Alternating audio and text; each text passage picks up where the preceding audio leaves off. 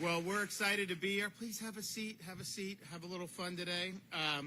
I'm here joined by our Congresswoman, Anna Paulina Luna.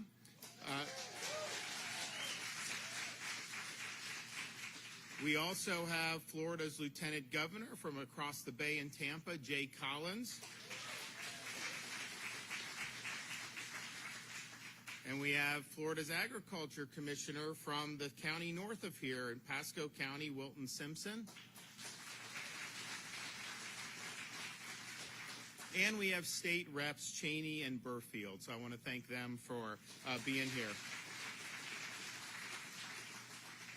So I don't think I'm breaking any news today when I say that the U.S. Congress has some serious problems with how it operates. The institution is broken.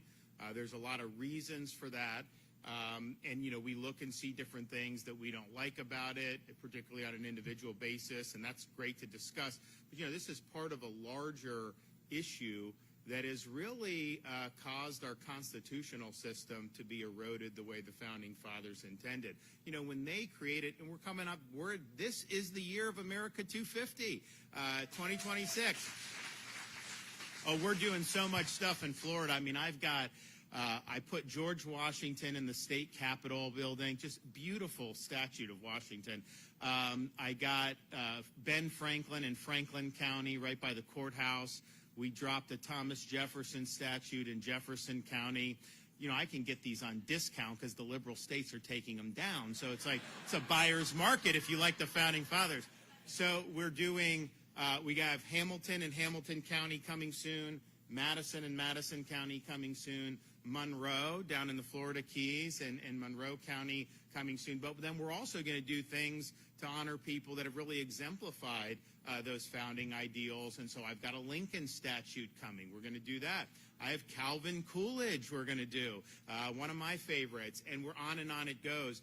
So we're doing all this stuff. So this is a great year to talk about, you know, what it means to be an American, how did this country get founded, what are the ideals and everything like that. But one of the things that the Founding Fathers, when they won the Revolution, they had all these state governments, and these legislatures were like ultra powerful, and they created a constitution, you know, part of it to checks and balances, separation of powers. But they said even with that, legislatures are the most powerful in a Republican system of government. Why? Because you control the power of the purse.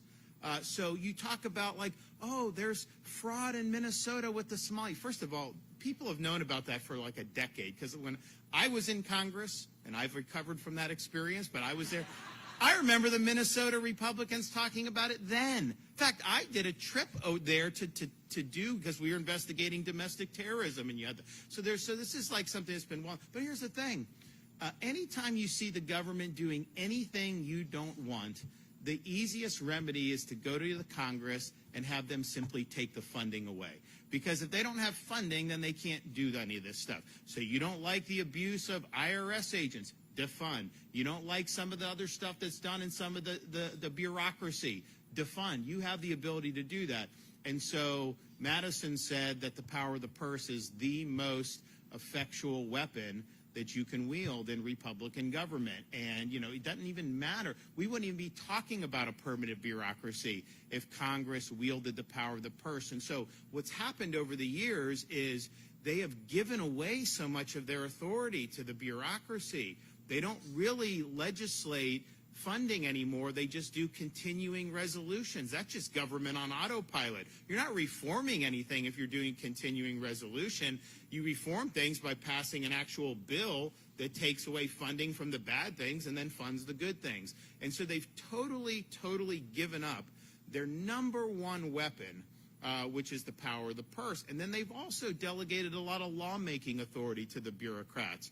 You know, I remember when I was a Congress, the people that would come to see me, they weren't talking about anything I was voting on. They're talking about these agencies issuing rules. Nobody knows who these bureaucrats are, and then the rules come down, and then they got to deal with it, and there's no accountability. But, you know, a lot of these congressmen have recognized, make the agencies do things that's going to piss people off, right? Like they could just give it to there, and then they get reelected, and that's kind of how it is. So there's been a lot of things that have led to this, but I think ultimately, you know, you do have an institution that just doesn't do what the Founding Fathers envisioned. It's really distorted government, particularly on the spending side, particularly with having, a big administrative state. And there's a lot of things that have gone in it. So, I've been a big supporter in a lot of different reforms. I'm leading the effort around the country for the states to certify a constitutional amendment for term limits for members of Congress. We've got 12. Florida's one. We've got 12. We're probably going to get a half a dozen others this year. And I'll tell you, once people see that this is possible, it's going to get momentum. I think people want term limits, but they say, well, Congress will never do it. Well, you don't really need Congress to do it if the states do it, and we have that mechanism to do as well. So as that gets momentum, I think people are going to be really excited that that's the part of it. But part of the reason I believe in term limits is because I think Congress doesn't use its authority because the path of least resistance to getting reelected is just kind of autopilot, right? If you actually have some of these fights, people could get upset about it, and maybe you don't get reelected. I'd rather do the right thing than worrying about that, but that's just not how most people think. So I do think that would be something. You go, have a limited period of time, get things done, and then leave a legacy. And I think it works better in our legislature, quite frankly, to have it. People will point out, oh, it's not perfect. Of course it's not.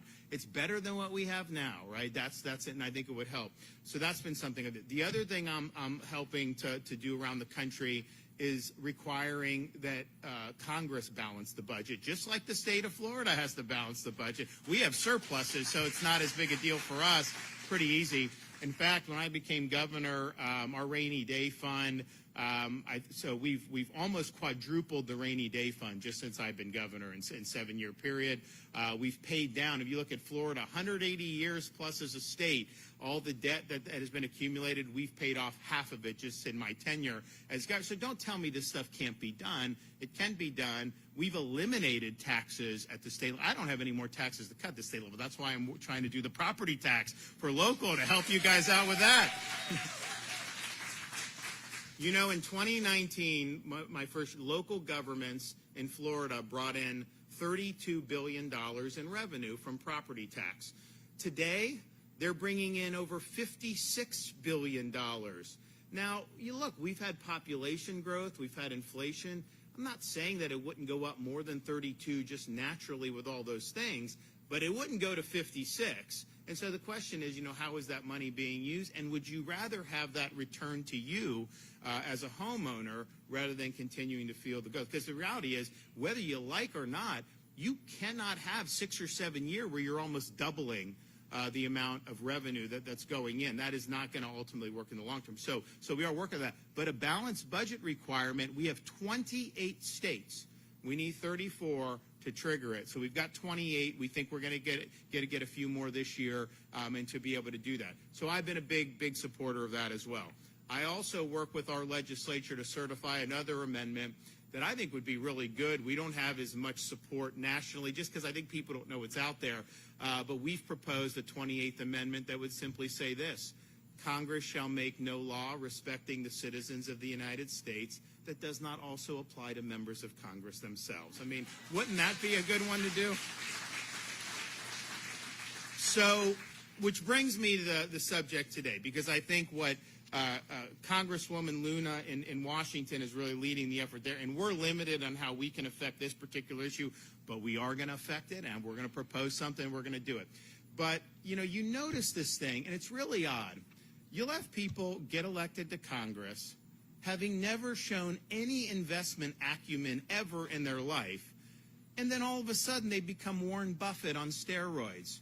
They're putting some of the biggest hedge funds in America to shame with these stock trades that have these real suspicious timing. Because, look, if you buy a stock and it goes up 400% like in like a month, that's like a once-in-a-lifetime investment. And yet these guys seem to be doing this quite frequently. And they have access to certain information, I believe, that is helping to fuel that. So if you look at Nancy Pelosi's portfolio, she has absolutely shattered a lot of these investment records. But it's not just that. There's a whole bunch, and it's on both sides of the aisle.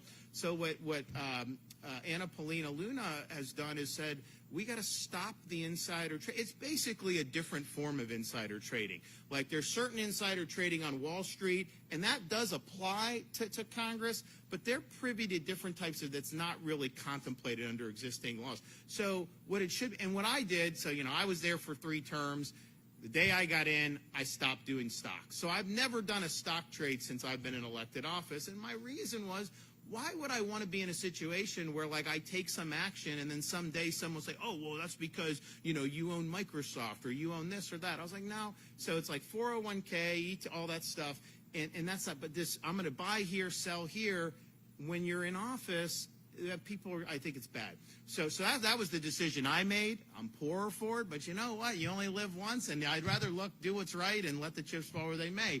Other people make different decisions, and you see really dramatic shifts. And I think Pelosi's worth hundreds of millions of dollars now, having been in Congress for 40 years or what. Oh, by the way, term limits would have solved that problem too. So just be honest. So you have that. So her bill really fixes this problem. And here's the thing. I think it hurts Congress. I think it's short-sighted to allow this because people already have a low estimation, and then they see this stuff, and then they're like, oh, yeah, you're on this committee, there's this issue, you do this stock, and then it goes up 200% the next week, or you dump this stock and it tanks, the next 2 weeks later. Those when you invest, that's just not typical. Because honestly, I would think that our state pension fund, we have one of the biggest pension funds. Pelosi, and she leaves Congress. I told our head Chris Spencer, maybe get her to run the pension fund. I'd love those returns for Florida. You guys would, anyone who's in the pension, you do really well. So that's the thing. So she's pushing on that. I think it's a no-brainer.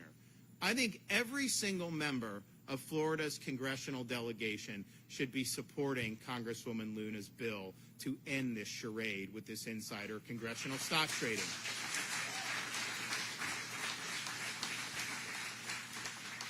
And it's the right thing to do. Now, from the state level, we're active. It's like, okay, well, maybe we can just do it for our federal representatives. The reality is there's a lot of Supreme Court precedent that would not let us do that. It really has to be done federally, because I would have been supportive of just saying you're a congressperson or a senator from Florida, and then you do. And it's not the same as the state legislator, because our state legislatures, they're part-time. Some of them are investment. They have investment businesses, and they're not privy to the same type of information. So it's not at all the same what goes on in at least Florida state legislature compared to what goes on in Washington with respect to stock trading. But so it's like, how can we do it? So what we're going to propose, I have some members of the legislature that I think thought of this. I don't think I thought of it. And so hopefully they'll do it. But what we're going to do, and then we are allowed to do this, is when they qualify for federal office, there's going to be a checkbox. Do you intend to trade individual stocks while you're in Congress? Yes or no? And so you as a voter will know what they said. And if they say no, well, when they run for re-election, they have to answer a second question. Did you, in fact, trade any stocks individually while you were in Congress? And if they say yes, then that means they broke their word to you and honestly lied on those forms. And so that's what we're going to do. It's within our power to do that. We wouldn't be able to do anything more than that without running afoul of major Supreme Court precedent. Because, the Florida voters actually voted for term limits for Congress in the early 90s. There was a big push to term limit Congress state by state. So our congressmen would have been term limited. Our U.S. senators would have been term limited. U.S. Supreme Court, in a case called Thornton, 5-4, said that was not allowed. Now, the dissent was written by Justice Clarence Thomas. And usually Thomas is right, and he was right on this one too. But the reality is that is where we are. So I don't think it would end up being something that we would be able to sustain right now. So hopefully they get momentum this year to finally get this done. I know she's going to talk about that. And if they do, then to me I think it solves the problems. But in the meantime, what we're doing here in Florida, that's going to help you as a voter to be able to ferret out. And my thing is like you get there, you should be able, you want to get there to do something good for people, not get there to be something and to be able to kind of capitalize off the swamp up there. So this is a good reform. I think it's very thoughtful. It's got my support. But, man, we should at least have all the Florida federal representatives lining up behind this. Look, California, some of these, I don't know how they think it. The water's different there. I mean, it's just really ridiculous. You know, I always get a chuckle. I'll meet people, I wish you got to come to run for governor of California. I was like, I couldn't get elected. Are you kidding me? Like, it's a different mindset in terms of what goes on. But here, I have no doubt that this reform is what the voters of this state would like to see. And to tell you more about it, I'm going to welcome up the Congresswoman herself.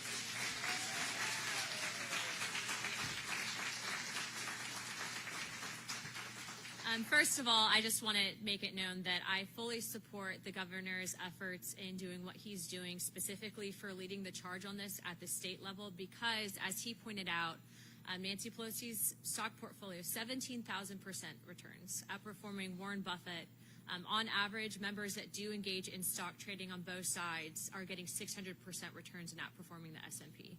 So how could you ever expect members of Congress to truly work for the American people if this is indeed what they're doing? And it's wrong, and it needs to stop. And so I'm very happy that Governor DeSantis has been able to lead on this effort. I hope other governors follow in suit, and I do think that he's owed a round of applause for this, because this is something that is politically dicey, but a good thing to do.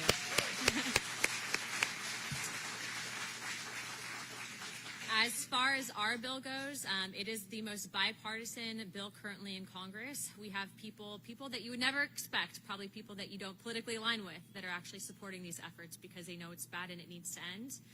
And I'm happy to report, Governor, that we actually have met with the Speaker of the House and that we are going to be putting something on the floor coming up this quarter that will permanently stop the insider trading, which it is happening in Washington, D.C., but it's permanently going to stop it in D.C., so happy to report back on that.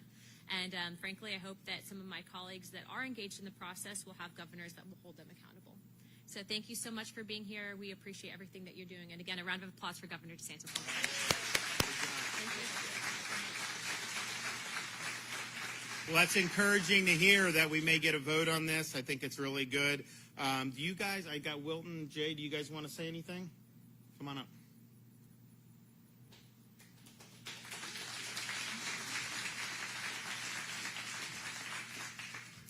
Well, good morning.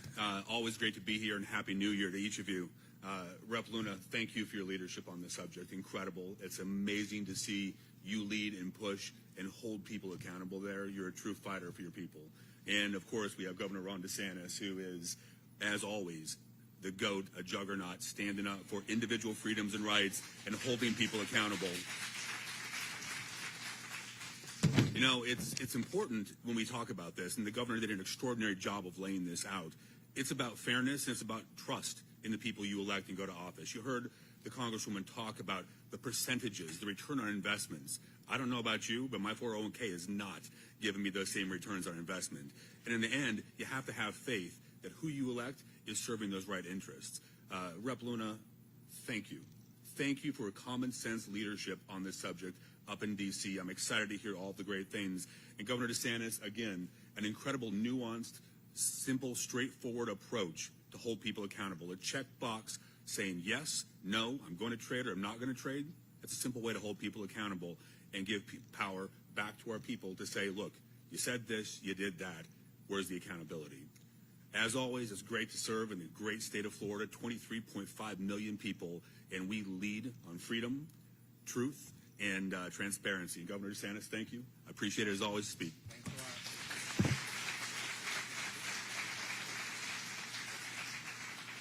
So this is, look, honestly, this is bipartisan. It's not a partisan issue. I know Republicans always talk about Pelosi, and I do too a lot. Because honestly, it's a good example to use for a variety of things, not just that. Reading the bills before you pass them. Who would have thought that would be some?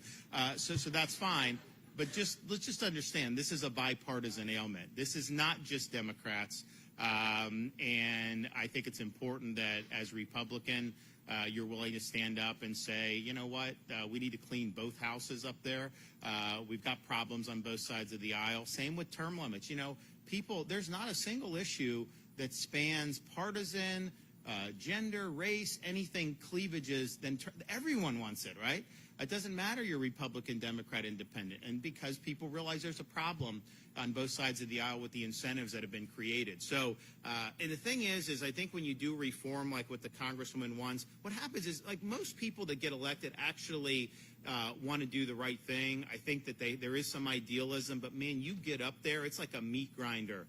And they just beat that idealism out of you, and it just like, you know, and so you're just left. And so I think, and people follow the incentives. And it's like, well, I'll go along to get along. And I think some of the stuff with the stock stuff is like people are doing it. And so that's kind of here. I don't know that even people are intending to go to Congress for that. But I think once you get up there, I guess it's like, you know, you catch Potomac fever or something. It's just people change, right? That was the one thing I used to appreciate when I wasn't there long enough. But like I come back and like people would say, you didn't change. Thank you for not changing. Like I was the same person. You go in, you come out. And that's important for that. But I think this is really good, and it'll be there. And then the other thing I'll just say on a different subject is we are looking very seriously at, and not necessarily as me, I mean, I'll be supportive, but it's through the Attorney General's office that is able to bring these things, to be able to bring potentially a state case against Nicolas Maduro. You know, he was obviously very involved with drugs. He was obviously very involved with bringing drugs, particularly to Florida and across the. But you know what he would also do, and this is not in the federal indictment in New York, he would empty his prisons and send them to America across the border. And we'd end up with some of these people in Florida, Tren de Aragua gang members that were in prison there, and he did that. And so, to me, that is a very hostile act. So we're looking at the statutes to see. Obviously, we've got robust narcotic statutes, but certainly on that importing the criminal element, because you know it's funny. I mean, remember a few years ago, we helped with transportation to Martha's Vineyard, very nice place. And you know, you had a plane load of people that were in the country illegally, and it turned out. So this is, I think, probably like, you know, the fall of 22. So I was running for re-election, and most of them were Venezuelans. And the media was saying, oh, how dumb the governor, all the Venezuelans, Americans in Miami, they're going to hate it, all this stuff. Why is he doing? And so, you know, and I didn't think it was right, but you never know, right? So I'm down in Doral like the next week, and these guys are high-fiving me.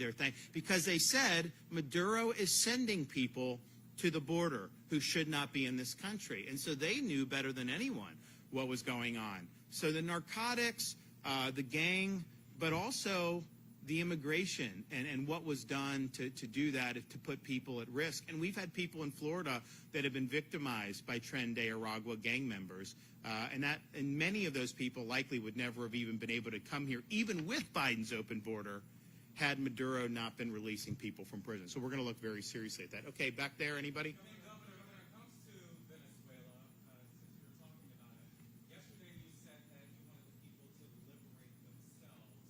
How does that look? And if you were in the White House today, would you have done what President Trump ordered the action in Venezuela? Would you have done that? If ifs and buts were candy and nuts, every day would be Christmas, my man. I mean, that's just the nature of it. No, look.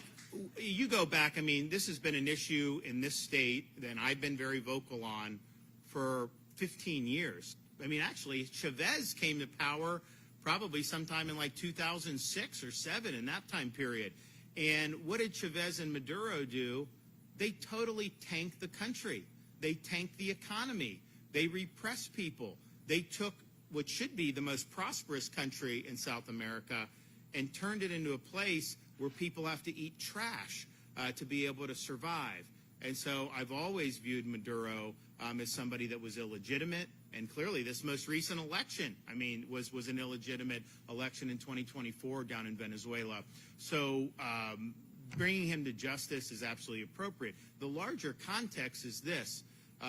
During Biden's presidency, what we saw was increasing hostility throughout the Western Hemisphere to the United States of America, with the installation of a lot of Marxist regimes. In fact, there were more Marxist regimes at the height of Biden's presidency than there were at the height of the Cold War. Because obviously, Brazil was taken over. You got Venezuela. Colombia had a takeover. Cuba, which is orchestrating a lot of this. And you have some really, really rogue regimes. Honestly, with Trudeau, I counted Canada as a Marxist regime at that time, too. And not that it's a little better, but he was a piece of work. So, you just had that. Mexico has been a total narco state. So now, Milei gets in. We got a new president in Chile coming in. Hopefully Venezuela can turn, because they have massive resources. They have gold, they have oil, they have things. They could be an extraordinarily prosperous, free country. But they've got to choose that. And, it's interesting. I had remember Juan Guaido back in, this was during Trump's first term. His wife we brought her to Tallahassee. We thought that was something that was imminent. And it kind of just was a stalemate for a long time. And so now they have an opportunity to be able to choose a better path. I don't think that can be imposed, by the United States. But I think Maduro really was repressing kind of the positive energy there. And so now they have a pathway to maybe get their country on a better course. But they could be very, very successful. There's no question about it. But it just shows you, I'm watching this guy in New York City. And he talks about the frigidity of rugged individualism, that they're going to choose the warmth of collectivism. And I'm just thinking about myself, the 100 million dead bodies because of collectivism, those are cold, dead bodies. It's not warmth. Why do you have to build walls to keep people in collectivist societies? Why do you have to resort to coercion and force in collectivist societies? Cuba. Are people emigrating to Cuba? No, they try to leave Cuba. Are people emigrating to Venezuela? They've had millions and millions of people flee the country. And so this is just a textbook example of the failure of leftist and Marxist ideology put into place. So now you have New York City, and they're going to try to repeat kind of a similar song. Now, he's limited because he's a mayor. He's not a head of state. He thinks he's a head of state, but he's not. And so they're limited. But, it's funny. You have all this lofty rhetoric, say everything's going to be free, and then they just raise the subway fares. I was like, it doesn't work. None of this stuff will ever work. And so it was sad that they went down that road. And hopefully there's enough people that go back there to really prop up a better way forward.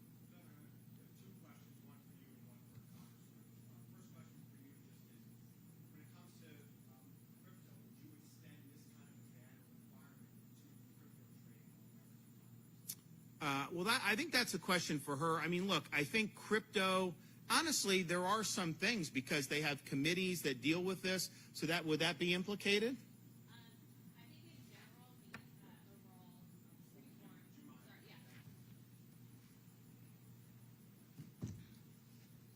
I think in general, the I think in general, as far as updating our legislation for transparency, as far as elections, all of that, financials, it needs to be updated as a whole because crypto is still even though it's been around for a little bit, it's still a very new thing in Congress.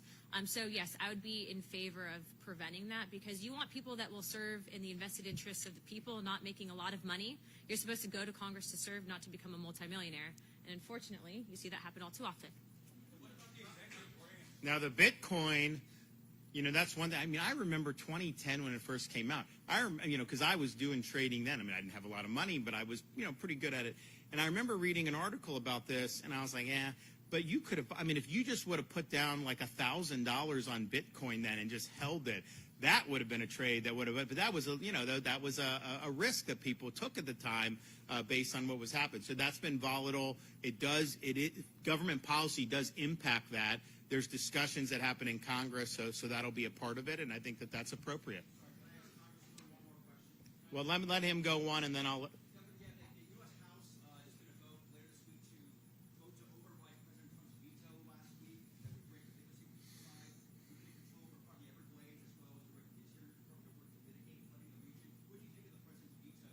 It's interesting.